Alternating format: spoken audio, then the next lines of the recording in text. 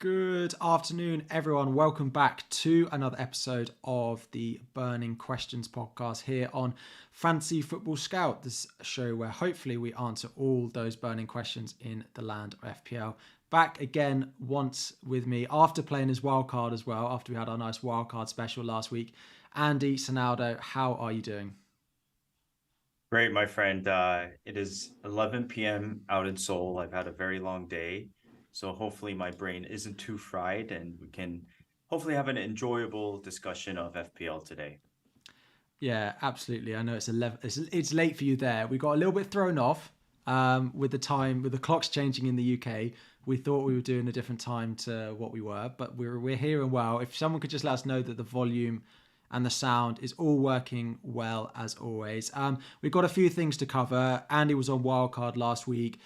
We'll have a look at how that went. We'll talk about how we actually don't think that much has changed over the past couple of weeks. We'll also have a look at a couple of teams in isolation. So we're going to have a little chat about Wolves. We'll have a little chat about Chelsea and Aston Villa, and have a look at some of those cheap midfielders as well. Sound low, all good. Fine, let's go. So the first thing, just before we go, let's have a look at how we got on in game week 10. Our scores are up on screen. Do you want to go first, Andy? Let us know how your wildcard went. Yeah, I don't have my team up there, so could you just read out my team for me, Of Harry? course.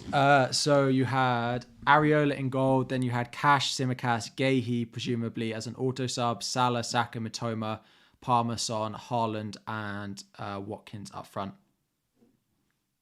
Yeah, so first of all, great number. And 69 points.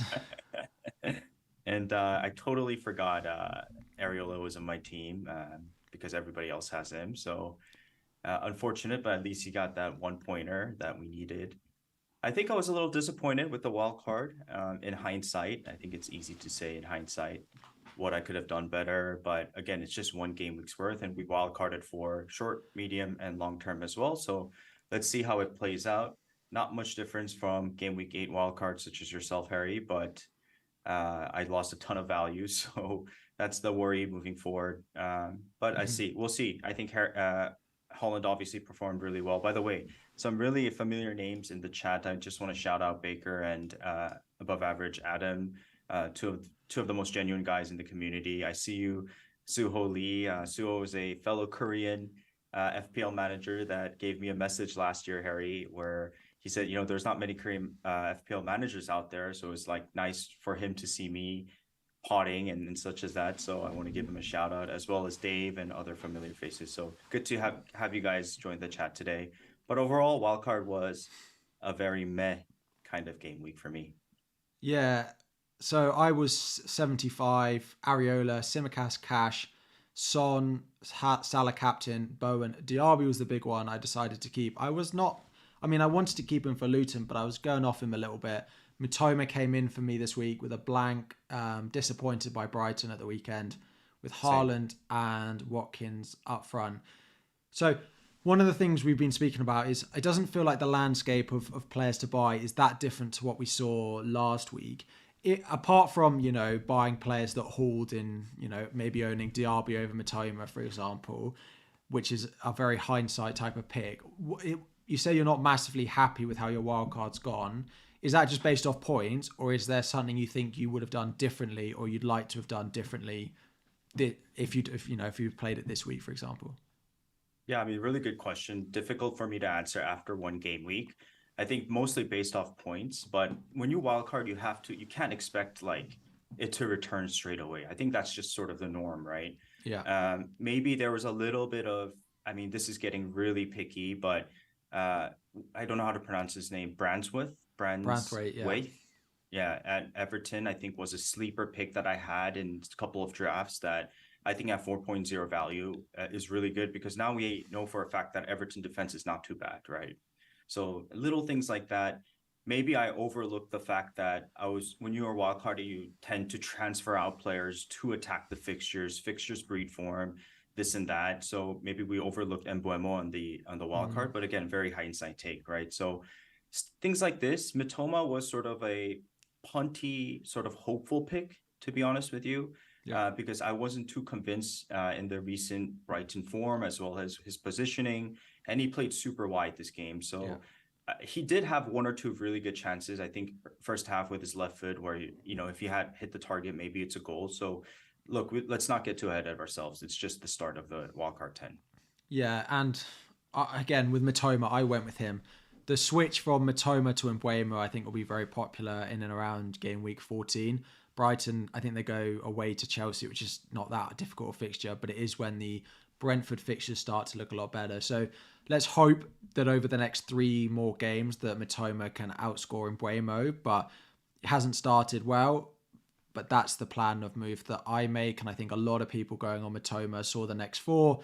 I think they've got Everton, Sheffield United, Nottingham Forest. Hopefully Matoma can start all 3 of those, and then we can move to Mbuemo as their fixture runs do start. But yeah, I mean, I look at your team. It's not that much that I really would have changed. Yeah, maybe Taylor to Branthwaite, but there's, that's hindsight given that West Ham had a pretty sleepy day at the weekend. Mitoma blank. Yeah, Watkins, you're not going to do anything about. Gahey, you didn't want to start this week, and that's fair enough. So the Palace fixtures going forward are good. So yeah, I mean, it's 1 week, as you said. We'll look at how it goes over the next couple of weeks. But both seeing green arrows this week, up to about 300k each. So yeah, pretty pleased with a few green arrows in a row. And I'm sure looking at your team, you'll continue to do the same. One thing we did discuss when you were playing a wild card was Kieran Trippier, who did not make the final cut. Of course, came in with a 0-pointer along with all the other Newcastle defenders, apart from Fabian Schär. Are you pleased with that? I mean, presumably you're pleased with that decision, but it is one of those things where we're going to have to watch Newcastle every week to try and find a way back to him, or to understand how well he's going to do. Yeah, Kieran Trippier continues to be the one that I wish I could own, but I can't own at the moment. Yeah, it's a really, really good question. I think this is what I think. Last week, they played Champions League in the middle, right? Yeah. Not much rest time. And then the Wolves game away, it was really rainy. It was like there was a lot of rain. And if you combine and couple the tiredness from the Champions League plus the rain, plus Wolves played a very tactically brilliant game where they had Nori played on the left basically, and they were pressing super high. So that combination was, a very good way for Wolves to exploit their tiredness for Newcastle. So I wouldn't read too much into this Trippier game, because Trippier also made mistakes that he doesn't make on a normal basis, where maybe it was the rain, maybe it was the tiredness. He struggled to get the ball forward, and it actually had like sort of a big error at one point. So I think you're right. We have to wait and watch on the Trippier. If I could own him, I would own him straight away, but we just can't, right? And by the way, nice jacket there, Harry. I just wanted to shout your jacket out.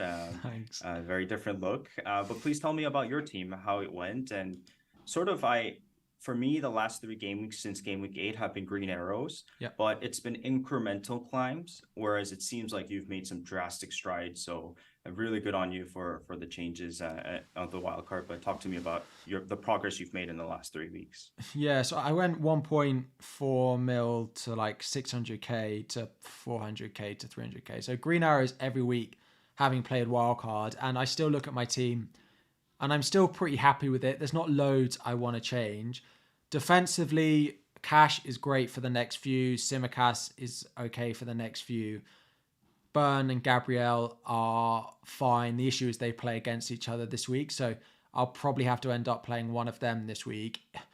Matoma's a punt, and I'm happy with that. I am a little bit concerned by West Ham. So I've got 2 West Ham. I've got Areola and Bowen. That's probably where my main concerns lie at the moment. So Bowen at 7.4 million, given the way West Ham are performing, is a little bit of a worry.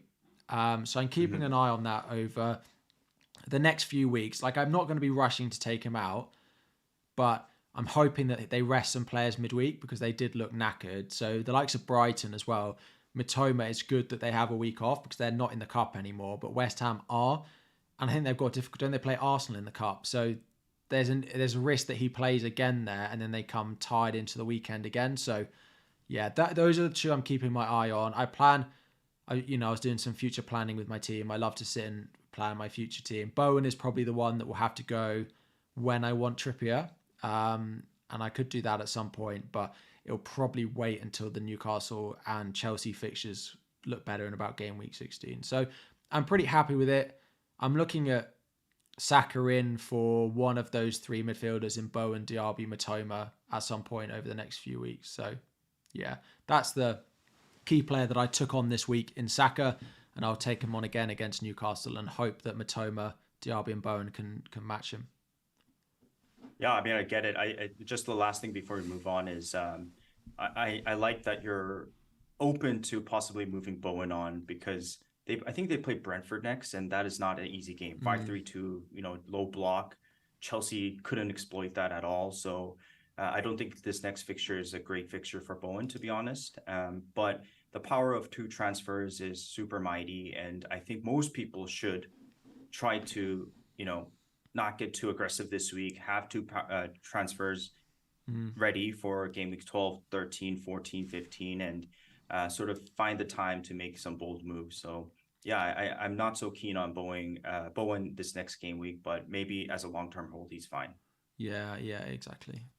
Yeah, I was thinking we'll talk about our teams later on, but I was going to sell one of Burn or Gabriel, but it feels like a little bit of over-management if I do that this week, and I don't see an option that I really love. So what we've got up on screen now is just the fixture ticker for the next 4 game weeks. So what you can see, so Brighton are at the top. They continue to be at the top. Their run, sort of only Chelsea away over the next 6, could be considered potentially difficult, but I'm not even sure it is that difficult for Brighton. They've got Everton, Sheffield United, Forest, Chelsea, Brentford at home, Burnley at home, which is why a lot of us have decided to take a punt on Matoma despite what is now 3 blanks in a row. You've got Crystal Palace defenders in there, so they are second in there. If you are looking for a defender this week, the likes of Gahey, Anderson, I do think are very reasonable picks, which is why you went with them on WILDCARD. And interestingly, some of them down at the bottom now that we are a little bit more invested in, right? So Newcastle, Arsenal and Chelsea and United all in the next 4. Aston Villa are down there. The next 2 are nice. Then it gets much more difficult for them. And then Chelsea second bottom of the ticker. So there are a few swings. I mean, we knew about these when we played our wildcard, and this is part of the reason, that I've sold Maddison. Palmer is a good pick, but not an amazing pick because of those options down at the bottom. But yeah, Brighton, Palace are the 2 at the top. Wolves also very high up as well, which we will talk about in a moment. Anyone stand out here for you that you don't own that you want to own, or vice versa? Yeah, I think for the immediate fixture ticker, I don't think we need to be too worried. But right when game week 14 starts to creep around, that's when there's a little bit of fixture changes here and there. For example, I can think of Mbeumo being a very popular pick in game week 14. Chelsea, I believe, game week 16 to 21 have incredible fixtures. Yeah. So even though Chelsea played bad and that's your team, James seems like he's coming back fully. You were missing Enzo, you were missing Mudryk. So when you have your full team, maybe you game week 16 is a great time to hop on them. So little things like that from game week 14, I think we discussed more on fixture ticker. Yeah. But what I realized from this game week, Harry, is that we really, really need to attack the worst defenses this season. I mean, this is getting a little bit into meta talk, but it's a season where the relegated teams, let's say the top 5 worst teams in the league, are significantly worse than sort of last season and the previous season. And I apologize for the fans of, let's say, Bournemouth, Sheffield, and so on, because Sheffield United, because I respect all Premier League teams. They're Premier League for a reason, but it seems like the gap between the top teams and the lowest team is quite drastic this season. So what I would like to say is that we need to try to hit the hulls and attack the hulls. And the worst defenses in the league are Bournemouth, Sheffield, Luton, Burnley, and West Ham also is down there as well. So it is these 4 teams that I want to attack with talisman and high haulers whenever I can. Shout out to my guy Pross, who brought in Nketiah, took that chance and he hauled, right? So I think it's a season where we need to target these fixtures at the bottom. Would you agree?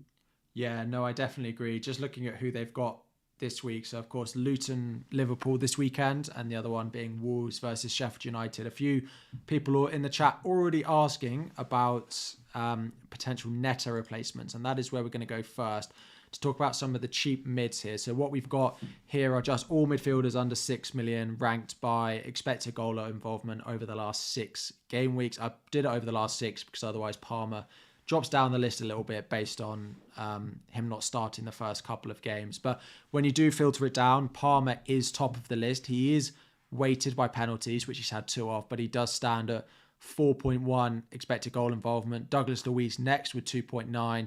You then have McNeil. Everton looking okay. Probably not the ones we're talking about. Neto was the one that people were really interested in. Of course, went off injured with what looks like a very bad and long-term injury. So hoping for a speedy recovery for him. And Wolves, it's a real shame for Wolves that, because they were big shame looking really good, and he was very vocal to that. And he is always a player that we've spoken about as being a very talented player outside of his injuries. So yeah, hopeful that it's not as bad as first feared. The other one then that people default to is Hwang Hee-chan. But I suppose the caveat is, do we expect him to be weaker with Neto not playing? Do we think Wolves generally will be weaker without Neto playing? The final one probably to add in there is Anthony Gordon. Of course, blanked against Wolves at the weekend, has Newcastle this week, but he's still great, I think, at his price of 5.7 million. So for me, there are 4 real options in Palmer, Douglas Luiz, Hwang Hee-chan, and Gordon. How do you feel about these assets? Yeah, I think all 4 are very good enablers and budget players. Where do you want to start? You want to start with Wolves or you want to start with Palmer? Let's start with Wolves. Villa? Okay. I mean, give me your read before I sort of dive into this. Like, are you very... Yeah, well, no, go on, you go. Okay, so let me get a few things off my chest before I go on this Hwang Hee-chan sort of propaganda speech here, right? So why, we all love football because usually it starts with I think national team, right? Like whether you're obviously a big England fan, you're from England, right? And then you get into the club football and this and that. But being from East Asia, it's hard to fall in love with a club football team because I don't grow up in Manchester. I don't grow up in Liverpool, for example, right? So we tend to follow the players that are able to get into the top league in the world, which is the Premier League. And Hwang Hee-chan is a Korean player, very few in the Premier League. So I've been following his career closely. Last year was injured pretty much the entire season. And I've been watching a lot of Wolves games this season. So this is the propaganda start, right? I think he is one of the most informed players in the Premier League right now, right? Attacking returns, 5 games in a row, League Cup plus Premier League, 4 goals plus 1 assist, 6 goals in the Premier League, which is, I think, joint 3rd or 4th, alongside the likes of Bowen, Isak, and Buemo, popular FPL teams names that, and we don't consider Hwang for some reason, right? Granted, Hwang has taken not that many shots, so his conversion rate is very high. So you can take it 2 ways. He's very good at finishing, or you can say he's not a good asset because it's unsustainable and he's not going to get many chances. But again, I go back to the fact that you want to hit the players while they're in form, right? So Wolves, I think Wolves made a very tactical, good decision this game where they took advantage of Hwang's form. And what I mean by this, as we go back, it was a very rainy game. Newcastle played Champions League, couple days rest. They're very tired. So it all sort of worked together. And on top of this, normally they play 3 top with Hwang on the left, Neto on the right, and Cunha up top, right? But this game, what's happened is Nuri played left, Neto on the right, Cunha left forward, and Hwang right forward. So basically, Hwang and Neto played the right side, and they were attacking continuously against a weaker Burn and totally exploited that right side, right? So Dan Burn got really exposed. You can see it in this game. So all of this sort of coupled to Wolves having a good game. So basically, the most unfortunate part about this game is that I would, with pure confidence, say Hwang is a great pick. But with Neto's injury, now there's definitely a question mark, because what Neto does, I think we spoke about this last week or the previous week, Harry, where Neto is so good at taking on defenders and teams that he takes a lot of pressure and allows a lot of space for the likes of Cunha and Hwang, as well as the midfielders, to push up and basically get on the end of chances. So Hwang right now, what he's doing is proving his worth as a healthy player in the Premier League. I think he's going to hit double-digit goals this season. They definitely need Neto for him to excel. So the question mark is there. The fixtures are a little bit iffy, I would say so, but they play Bournemouth next. And I am 0.1 off of making Palmer to Hwang. If I wasn't, I would have made that move. And I had him in Game Week 9 as well. So that's how highly I rate Hwang right now. He's just in the form of his life. And I would definitely recommend him to people, with the caveat being that Neto's out and we just don't know how that's going to affect him. Yeah, I was just trying to look up how many of Hwang's goals have been assisted by Neto, because I feel like it's quite a lot. It's a lot. Yeah, so that is the concern for me, that they are such a good team when Neto is in it, and I just am not certain that I would trust them to do it without him there. A couple of people in the chat saying that they think Hwang's on 4 yellow cards. If that's an impact on your decision making, it potentially would be. So yeah, for me, the Neto injury is enough to put me off, to be honest, that I would probably look at one of the other assets that we've spoken about, that without him, I don't think they'll score enough goals. He might be highly involved when they do, but I think it will drastically decrease the amount of goals that they could potentially be scoring. I mean, I agree. I think it's a hard one to say, he's going to continue this because of the Neto injury. But again, let's not fence it here. He's still a good pick. I mean, his numbers are speaking. His form is speaking. If you look at the goal that he scored, this is a confident player. The way he scored is just like pure confidence, right? That first touch, he cut back. If you ever have a chance to sort of see that goal, it's like it doesn't happen for players without form or confidence. So there's a lot going for him, I would say, and I wouldn't fault anybody for making this move. And as much as I'm a fan of him, I'm also very careful at times when I pod about shouting out players like Hwang, because I don't want to just let my bias dictate what I think about him as an FPL asset. So I genuinely think he's a good FPL asset right now, if you can afford him, and if he's your sort of 7th or 8th attacker in your team. Yeah. Cool. Next up, Newcastle. So Anthony Gordon was served his suspension, then came back in for this game, and then of course he blanked against Wolves, and they have the fixture against Arsenal this weekend. So it's probably not one that people are maybe looking if they're buying this week. The fixtures are not as good for Newcastle, but they are the team, probably out of all the ones we're going to talk about, maybe Villa, that you would expect to score a reasonable amount of goals every week. But they do have Arsenal, Chelsea and Manchester United at home in their next 4, which is difficult. If you've got Gordon, he's a definite hold. But I suppose if you were to compare Gordon at 5.7 to Hwang at 5.5, would you favour taking the chance on Wolves fixtures, or would you go for Gordon probably playing for the team that we expect to score more goals out of the two? I think I would avoid Gordon right now. I think I would go from Game Week 12. Definitely Gordon should be on everyone's radar. Again, we go back to the fact that Newcastle were just super, super tired. It was rainy. And I don't know if they have a mid-week fixture this week, but if they get some rest, they do. And Gordon still had his chances against Wolves. Let's not kid ourselves. So he's an outstanding asset in my opinion, and probably a better asset than Hwang in long-term view.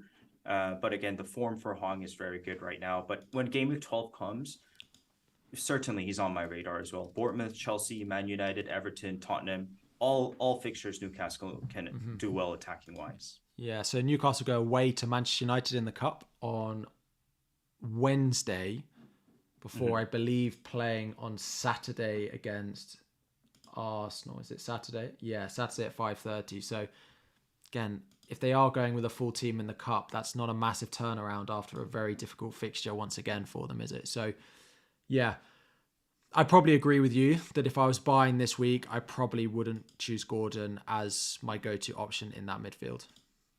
Yeah, agree. Arsenal is just too difficult of a fixture, in my opinion. Yeah. Cool. So a couple more to cover. We'll go to Aston Villa first. Aston Villa are a team that continue to score a lot of goals and continue to score a lot of goals, particularly when they're playing at home. Before this weekend, they had 11 wins at home in their last 11 at home, 31 goals, and have scored 3 or more goals 6 times. So again, continuing to look very, very strong. A lot of us looking at Watkins, Diaby, Cash, but a player that is not it's not a sexy FPL pick, but Douglas Luiz continues every week to tick along. He's on set pieces. He's on penalties as well. He is involved. He doesn't take lots of touches inside the box, but he's consistent at his price. It's one of those picks that I feel like I will never recommend someone to do, but then someone will do it and they'll come to me in 5 weeks' time and say, Harry, he's got 30 points in 5 weeks and he just ticked along nicely. How do we feel about Villa in general? Their fixtures are looking really nice, but they do turn in, I think, about game week 15 or so. They do get a lot more difficult. So if you are buying new now, you have to understand that it does get to a point where they do suddenly get a little bit more difficult. They play Manchester City, Arsenal, and Brentford away in 15 to 17. Douglas, I have Diaby this week, and actually I've not been very impressed with him before the game at the weekend. I still think he's a better pick than Douglas Luiz, but what are your thoughts on Luiz as the cheap option?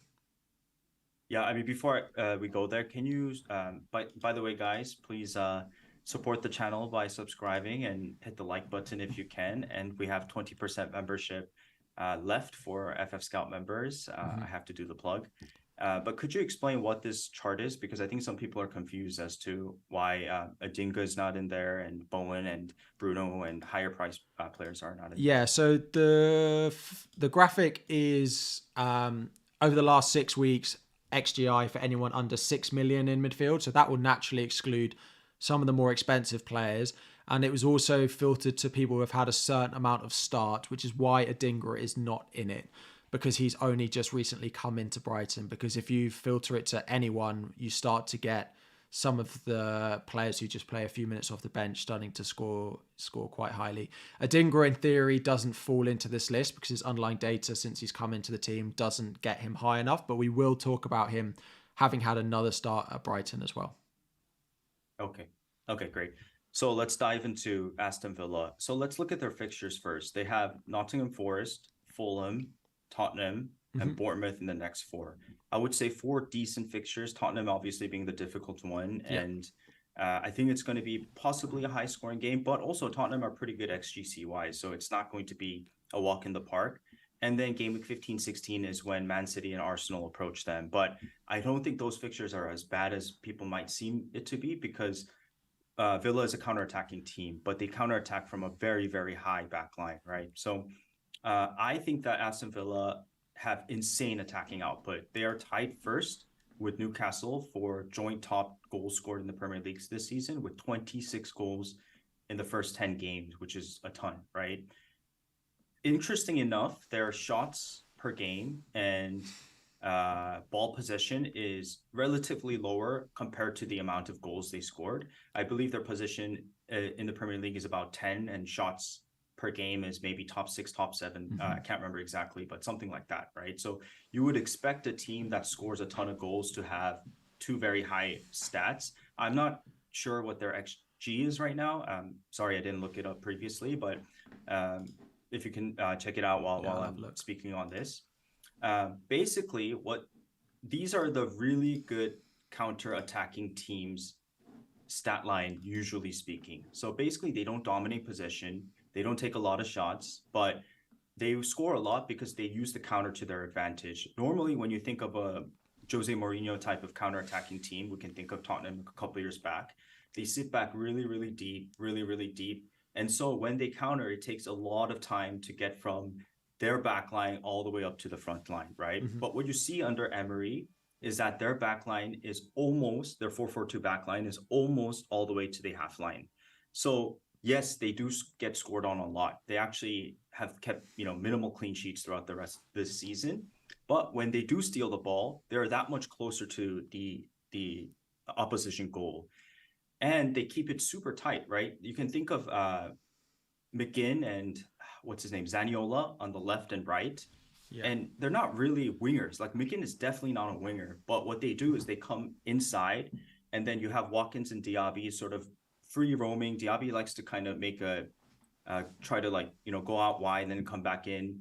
Watkins goes from left to inside, which he does super well. So it's a very cohesive unit of a counter-attacking team that's able to do really well. I can think of the World Cup, especially where Saudi Arabia beat Argentina using this tactic where they played a very, very, very high back line. So essentially they're creating a 4-2-2-2 when they attack. And this is why I think Diaby is still a brilliant pick, Harry. And I would be very confident with him moving forward. He just got the goals. He's just finding the form.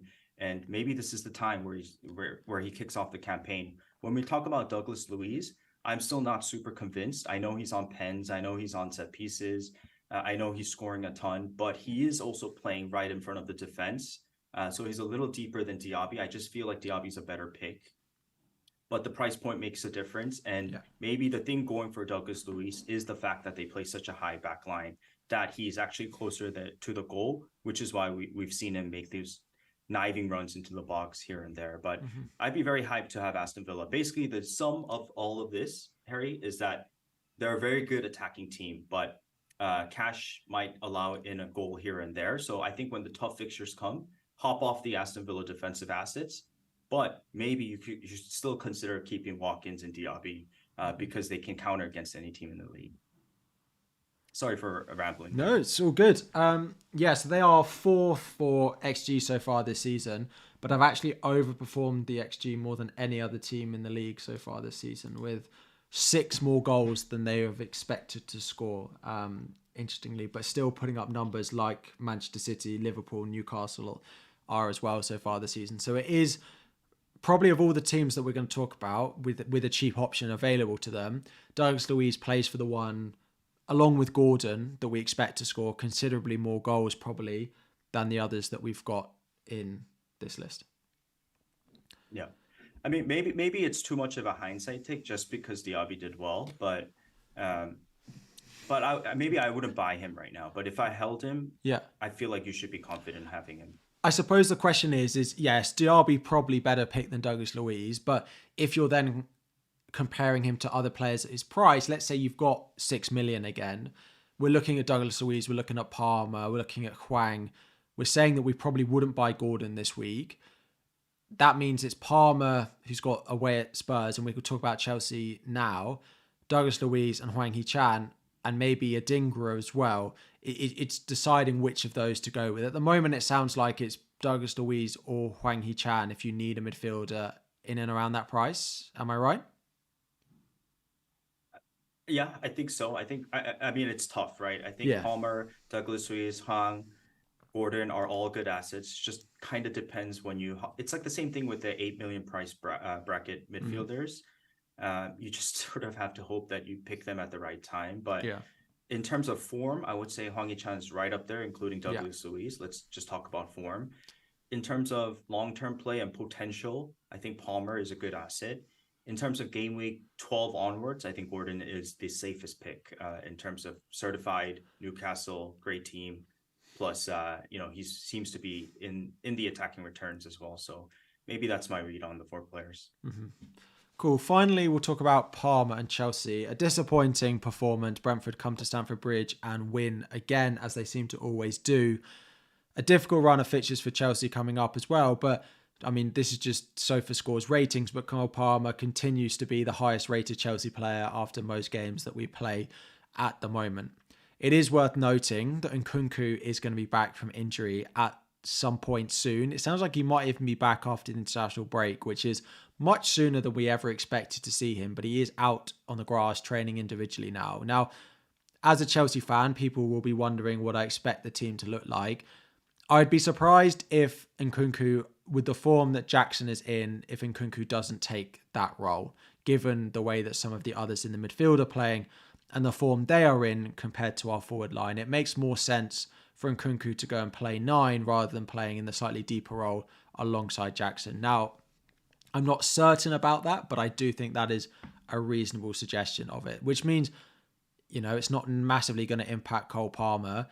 there is still we're still not certain when everyone is available what the first choice Chelsea midfield looks like, because at the weekend it was Conor Gallagher and Caicedo playing deep, but Enzo Fernandez will come back into that midfield, and with Conor Gallagher captaining the side, you've got to presume that Gallagher, Caicedo and Enzo Fernandez will play pretty much every week, which then leaves only 2 attacking spots on the wings for Raheem Sterling, Mudryk, and probably Cole Palmer to fight out amongst themselves, unless Nkunku drops deep, and then it's only 1. So there is a part of me, as a Chelsea fan, I fully hope that Cole Palmer plays every game. He is our best player at the moment. But it does concern me a little bit with the potential of where everyone is going to fit in. 5 million for him, though, feels like a steal. And as you say, when the Chelsea fixtures in game week 16 turn, I think Cole Palmer will be in a lot of teams. Yeah. Wow. Very, very interesting. I didn't think about that, because I felt like Palmer is undroppable at the moment in time. He seems like to be a leader in the team as well. Remember this game, he was just kind of dictating to, I believe it was Diassi. Yeah, Disasi. Disasi. I've never seen Disasi play, but he was sort of like signaling to Disasi, clapping, and so there's that leadership role with Palmer as well, and he seems like a key member of that Chelsea team. I remember even when it came to Man City, Pep still played him here and there, right? Even in that difficult team to starting 11 to get into as well. So I see Palmer being sort of almost undroppable at this moment in time, but with Enzo coming back, with Nkunku coming back, Mudryk coming back, James coming back, there's limited spots. So yeah, interesting read there. Yeah, I suppose the other thing is, if you look at the Chelsea fixtures, Spurs, City, Newcastle, Brighton, United as the next 5 games, it's pretty awful reading. I think they're bottom over the next 5. They go slightly higher up if you include the next 6, where they go to Everton away, which is when the Chelsea fixtures start now. I think he's absolutely a fine pick if you've bought him already. Again, the question comes back to, if you're looking in you need a downgrade to get Saka in, to get Salah in, to get Son in, for example. Him at 5 million, if you have 6 million for a midfielder, do you just take the budget out and go Palmer and not worry with the 5.5, 5.6 midfielders and just spend that money elsewhere? Because I still think at 5 million, he's probably the best asset in and around that price. But you will get Chelsea performances like the weekend that will frustrate you. But we did create chances and he was involved in them. So it could have been a very different story. I think he had 2 big chances created. If you actually watch the game, how he didn't come away with a return in that game, I don't quite know. So if I was especially early on. Yeah, definitely. So if I was buying, I still think he's the best asset around that price. Yeah, I agree. Let's talk about this game, right? So again, we're missing some key players. They hit a patch of form around game week 7, 8, right? 7, 8, 9, something like that. Where we beat Fulham, Burnley, and then drew with Arsenal. Correct. So they had almost full squad, right? They had Enzo in there. Yeah. They had Mudryk, who was finding some patch of form. So again, those pieces will come back. Reece James played some minutes. Maybe he starts very soon. And Kuku's lurking around. So once that full team established come game week 16, Chelsea might be a force to be reckoned with. If I look back into this game, I feel like Pochettino made a crucial error in starting Disasi over Gusto, right? Because when you're playing a 5-3-2 low block Brentford, you need to play the widths, you need to pull out defenders, and you need overlapping wingbacks, or else you have no chance, right? Yeah. And on the left, you have Sterling and Cucurella. At least that combination on the left is going to pull defenders out wide, and you have some, attacking wing back. On the right, Disasi did not make a single overlap, and so Madueke had so many isolated one-on-one chances where, sorry, not isolated, but he was just left alone on an island.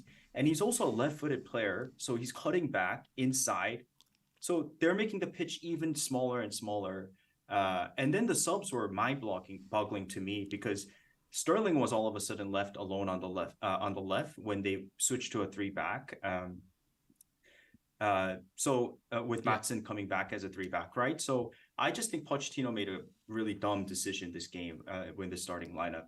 Sorry, Chelsea fans, and I don't think I would read too much into this game. I still think Palmer as FPL is fantastic, and as long as they get their starting lineup back and they don't make these dumb decisions of it's not dumb, but not great tactical decisions in my opinion. I think they're fine moving forward. So it was just a bad game matchup against Brentford's low block. He likes so far this season. Sorry, I keep flicking my screens and realizing that it changes your face, but I'll stop doing that now. He likes a back three centre backs with one fullback that gets very far forward. We saw it before when it was Gusto and he played Levi Colwill at left back. So it'll be interesting to see how I think that is potentially going to evolve over the next few weeks. I agree. Defensively, I'm quite interested from game week 16 onwards at both Sanchez and Colwill as well, the two cheapest options. But right now, apart from Palmer, I don't think we're massively investing. Yeah, I agree. Let's just wait on it. Their fixtures are tough.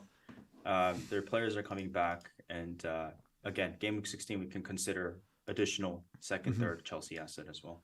Cool. So I suppose just to finalise that, the other one is Adingra, who is starting for Brighton at the moment out on that right-hand side. And he'll come into part of this conversation as well.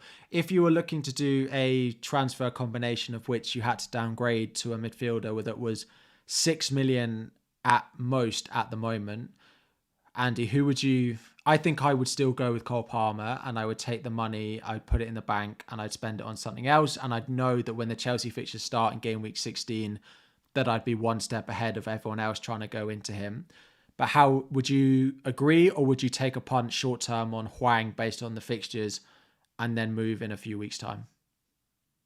I think we might be overplaying the long-term planning a bit. So I actually think, personally speaking, even though I have Palmer in my team, I would try to find a way to attack game weeks 11 through 15 before Chelsea's fixtures get good in 16. So the options within the under 6 million bracket could be the likes of Adingra.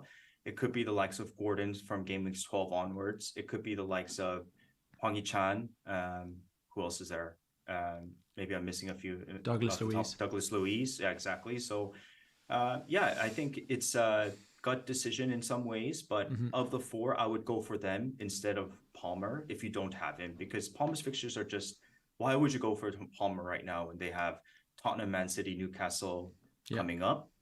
So I would try to, it's getting tighter and tighter. It's not the start of the season anymore where you're moving massive ranks. Like the template is strong. And so you need to find these differences here and there. Yeah. So I would try to find a way to attack 11 through 14, 15 with these budget price midfielders as well, because I think we're all set up to not make too many big transfers in the next few game weeks, essentially because we all wildcarded in 8 or 10. Cool. Just before we dive into the final little bit, there are 500 people watching and only 76 likes on the stream. So if you could like and subscribe if you haven't already, that would be fantastic. So one thing we did, as we mentioned earlier, we don't feel like the landscape is massively different to as it was a week ago. So we did want to do very quickly a bit of a discussion on just making you all aware, I suppose, of where we think the template and where we think the picks are going to go over the next few weeks. So what we've got up on screen is the fixture ticker from game week 14 onwards. So for the next 6, from game weeks 14 to game week 19. There are a few things that stand out, particularly Aston Villa, as we mentioned, go right to the bottom of the fixture ticker for that run. So it is probably time that a lot of us will look to sell, particularly Matty Cash, and maybe double Aston Villa attack will not be quite as popular as it is now. A few of the teams that you've got up at the top, you've got Newcastle coming into a good run again, so the likes of Trippier will start to become popular. Liverpool continue to remain very high up there, and Chelsea start to have a little bit of a nice run as well. So although Chelsea is not one for now, the likes of Colwill, the likes of Sanchez, the likes of Cole Palmer, from game weeks 14, 15, particularly 16 onwards, will definitely be assets that we'll be looking towards. And as I think I posted on Twitter last week, Matty Cash to Levi Colwill, I think, will be very popular in and around this time. Yeah, nothing much to add here. Yeah, cool. I suppose the only other one is Brentford, but they're ranked. Them and City are ranked lower down based off the blank, and it'll be about how we go about navigating that, right? Because I'll want Haaland, and I'll probably want Mbuemo as well. But does it leave me a little bit short going into game week 18? Is the big question that we're going to have to answer there. But Luton, Brighton, Sheffield United, Villa, Wolves in those 5 for Brentford, meaning I don't really want to go without Bryan Mbuemo. So we may end up taking a bit of a lower point score or lower team in game week 18 to try and afford that. Yeah, I mean, just on Mbuemo, he's a tough one for me to read as a FPL asset because he's very consistent with his returns, but also it's hard to predict. Like, there's also a patch within the first 10 game weeks where he had, I think, 2 or 3 game weeks where he blanked, and then he does this 14 pointers back to back, right? So it's a tough one to read. Maybe someone you can go against even when the fixtures get good in game week 14. I think when game week 15, 16 starts to approach, we really need to then start planning about game week 18. Mm-hmm. But right now, I wouldn't look too ahead of game week 14. We're all fine. We're in good positions. We're not going to make too many transfers from here till game week 14. Try to hold the power of 2 transfers as much as possible, because starting game week 14, 15 is when we have to really start planning for the blanking game week 18. Perfect.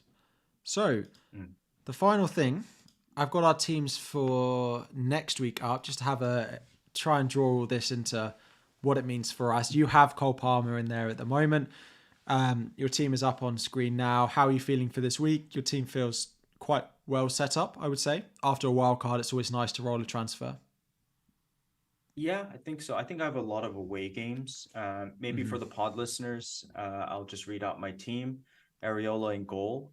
Right now, I have Tsimikas, Cash, and potentially Gehi starting over the likes of Gabriel and Taylor. In the midfield, I've got Mitoma, Palmer, Son, Salah, Saka. Up top, Watkins and Holland. As common of a team as it can be, but for good reason. I would like to say that. Holland captaincy, no doubt about it. It's going to be good luck to the non-owners because Bournemouth is hasty fixture for Holland. Salah vice captain. Maybe the big question I have for you is, should I start Gehi? I must, right? Yeah. I brought him in for this. Mm-hmm. Yeah, to be honest, I'm not actually thinking that Palace's away form is not great. And I do actually, if I had to predict, I do think Burnley will probably score in that game, but I wouldn't start either of those 2 on your bench over him. No. Okay. Out of interest, does your wild card have any money in the bank? A little bit, very little bit. I think 0.3 or 0.4. Okay. Yeah. It's just interesting that this really highlights the difference in team value from a game week 8 wild card to a game week 10 wild card, because if I'm not mistaken, the only real difference is I have Bowen where you have Palmer in here. Oh yeah, no chance I can get to Bowen. Yeah, which I suppose, and that's, I suppose, like looking at my team where I'm doing my best to not leave money in the bank, because then that, I'm trying to take advantage of that team value. But then Bowen isn't doing anything at the moment, so maybe it's not the best place to be spending my money. Looking at my team, it's not that much I really want to change. It's Burn versus Gabriel. I could use a transfer on it, but I think that's overthinking. I feel like as a community, we are becoming more and more fixated on having a good fixture every single week for our team. And you're always like, oh, I've got a bad fixture for this week. I feel like before we would just play players in difficult fixtures rather than, making transfers for 1 week. And I look at my team and I think I could sell Burn, I could sell Gabriel, but I don't think it's worth it this week. There's no one. Oh yeah, you have Saka as well. Oh, you have Saka over Derby. That's the difference. I was going to say, because that's like 2.5 million difference. So no, it's not quite the same. Fine. You've gone Saka and Palmer. I've gone Bowen and Diaby. Fine. That makes things sound a little bit more sensible. So yeah, I think I'll just play either Burn or Gabriel. I have no idea who I'll play though. The Arsenal away form is pretty good from a defensive point of view. I think both teams will score in this game. It's a flip of. I mean, I could play Taylor at home to Palace. It's also possible. One of those three, and that's what I'm going to spend the whole week tossing a coin to try and decide, basically. Yeah. I mean, very, very interesting point you made there. Yeah, maybe because the competition is getting so much fiercer, maybe we're trying to find an edge every single week. But I can think of really good FPL managers like FPL General, shout out FPL General, who's as patient as can be when it comes to FPL. And I've seen him have like super high ranks, and suddenly he's come back the previous, even this season as well. So yeah, patience is definitely a virtue. But I think your team looks good. I mean, your value is going to be so tremendous when it comes to the next wild card as well as the free hit. And it's not like we're both having decent, let's say good seasons. And it's not like both of us are having bad seasons. And you can see the drastic change in team value between wildcard 8 and wildcard 10. Obviously, I could have had a little more better value if I kept with every price rise possible. But, that's just not how I operate. So yeah, that team value is going to come in handy for you eventually. Yeah. Bjorn makes hopefully I'm pronouncing it right. Bjorn makes a very, very good point. Just don't forget an exit plan for Mboma doing AFCON. In case you guys don't realize this, AFCON, I believe, is in January. Plus, the Asian Cup is in January as well. Son is not going to be in Premier League for about a month, as well as Hwang Chan, who, if you're considering him, but most of us will hop off Hwang Chan. But just to remember, Son is going to be potentially out for 3 or 4 weeks during the Asian Cup in January as well. So things to watch out for in the near future. But look, let's not worry about that too much right now. So just on that, the prediction from those more in tune with the fixtures than I am is that Brentford Man City may well go into game week 20, which starts on the 30th of December. But it's possible that Mbeumo... When does AFCON start? Let's look it up. Let me try or is someone in the chat... I mean, it's a long way away and it's not something I really want to start now, but part of the reason people will want to buy him is, in case that double game week... 13th January to 11th February. 13th of January. You also have to consider, how good is... I'm so sorry. What nation is Mbeumo from? Cameroon. Yeah, so how good is Cameroon? I actually don't know.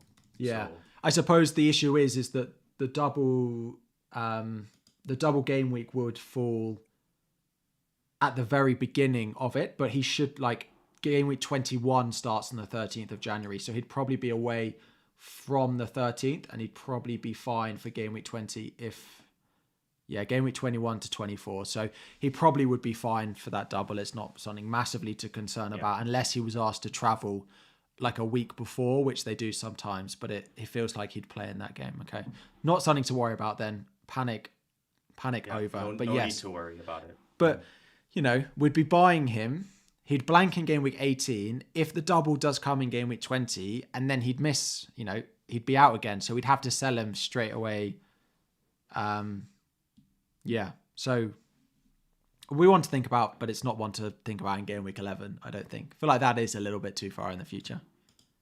Nice. You know what's lovely about FPL, FFScout, especially Burning Questions chat, is that even though you and I are the ones speaking, every single person viewing us is very knowledgeable in terms of football, and the same with us, right? And we're here just presenting our opinion, and it's nice to see everybody has good understanding of these players and teams. And Dewsbury says Cameroon historically have been one of the better African nations, potentially meaning that they'll be gone for a longer period of time. So let's see how it works out in due time.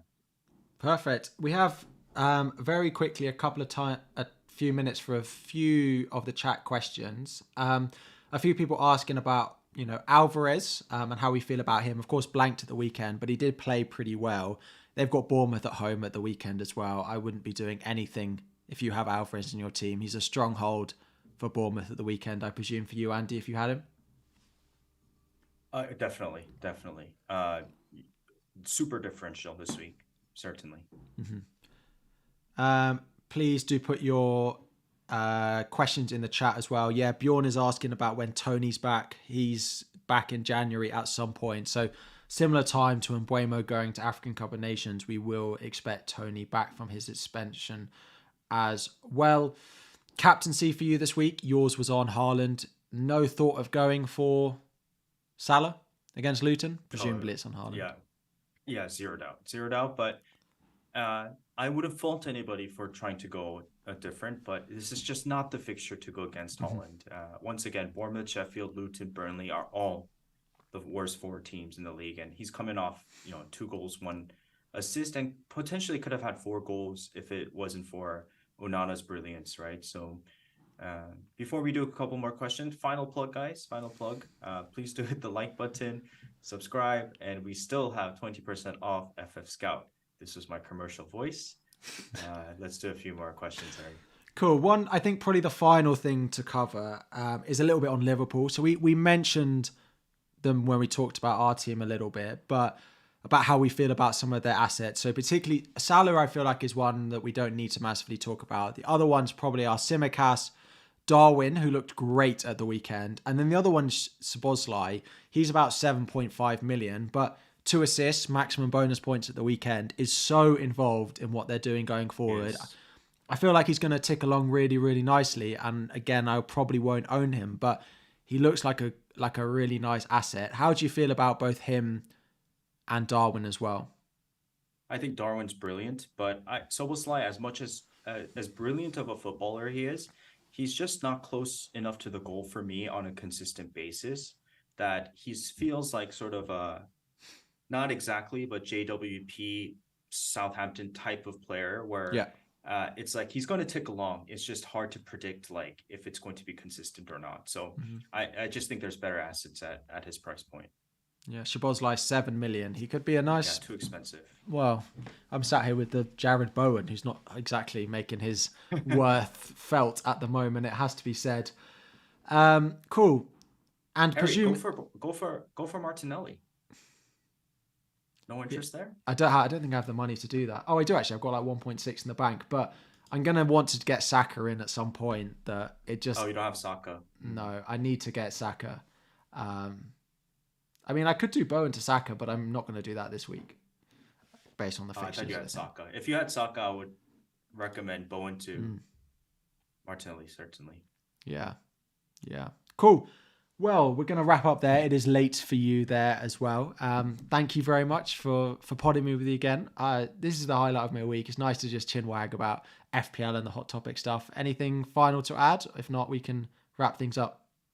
No, likewise. I think it's been really enjoyable season podding with you so far, and you're doing a great job, as well as thank you for everybody joining frequently. It's nice to start off the week on a Monday talking about FPL, let them marinate, and then panic when it comes to 2 hours before the deadline, which seems to be the pattern of play for me. Always perfect. Thank you, everyone, and we'll be back again next week. See you guys.